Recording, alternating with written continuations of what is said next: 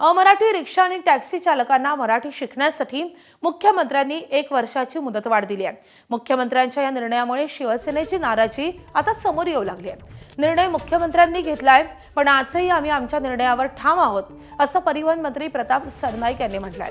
शिवाय रिक्षा चालकांना मराठी शिकावीच लागेल असंही ते म्हणतात। मुख्यमंत्र्यांचा निर्णय आम्हाला बंधनकारक असून कुठलाही निर्णय मागे घेतला जाणार नाही असंही ते म्हणतात। याशिवाय मुख्यमंत्र्यांनी निर्णय समन्वय समितीच्या बैठकीत घेतलेला नाही असंही त्यांनी म्हटलंय। माननीय मुख्यमंत्र्यांनी जो निर्णय घेतला तो ज्या अमराठी रिक्षा आणि टॅक्सी चालकांना मराठी शिकण्यासाठी मुदत हवी आहे त्या मुदतीचा विचार करून केला। मी आजही परिवहन मंत्री म्हणून सांगतोय, मी माझ्या निर्णयावर ठाम आहे। मुख्यमंत्री राज्याचे मुख्य आहेत, नेते आहेत आणि मुख्यमंत्री सर्वोच्च नेते असल्या कारणानं त्यांनी जो निर्णय घेतला तो आम्हाला आमच्यावर बंधनकारक असतो।